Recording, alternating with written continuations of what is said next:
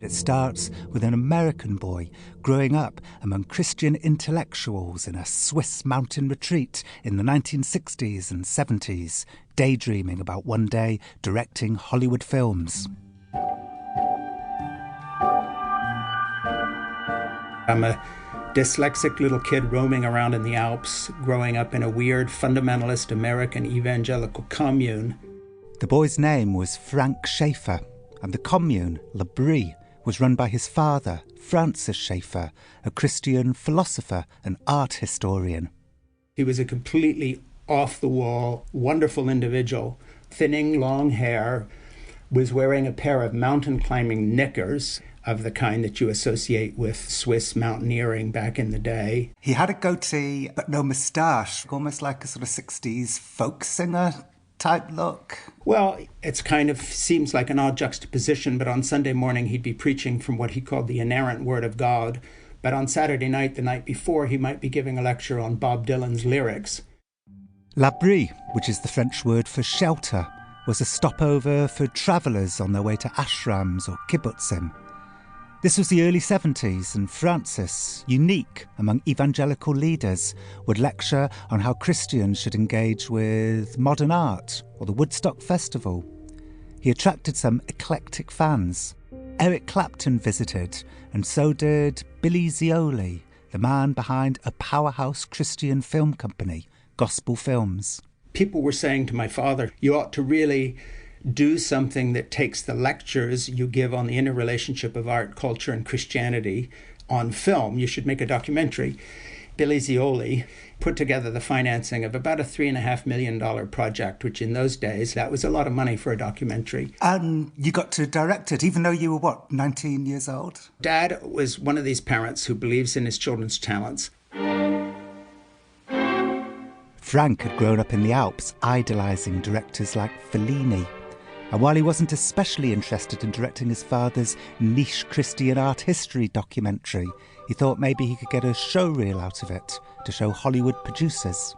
At the time, I was looking at this as film school, eventually thinking of going and making what I would have called real movies rather than something for the evangelical market. Frank embraced the chance to experiment with directorial styles, and the resulting 1976 documentary series, How Should We Then Live, is very ambitious. There are actors in costume and a big travel budget.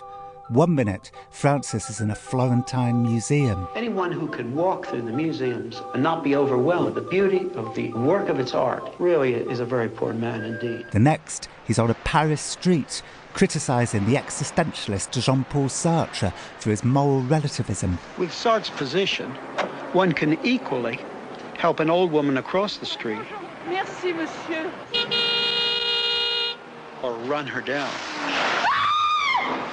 Well, Dad would use examples like that to try to illustrate the fact that without the Word of God, look how bad these guys are. Look what this opens the door to.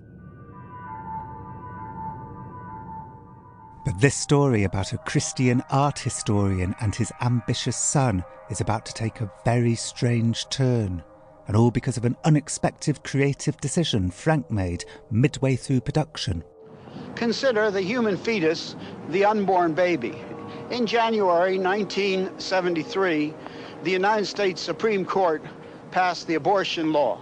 Francis is talking about Roe v. Wade, which protected a woman's right to an abortion in every US state. By this Supreme Court ruling, the unborn child is considered not to be a person.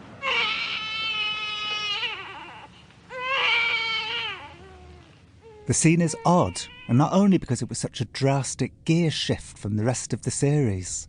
It's mostly odd because Christian evangelicals in the 1970s weren't at all engaged with the issue of abortion.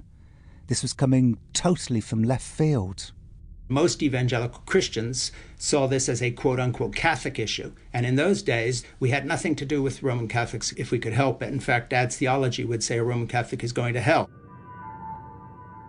But now here was the revered Francis Schaeffer, in the spirit of fostering his son's creativity, taking up the abortion issue.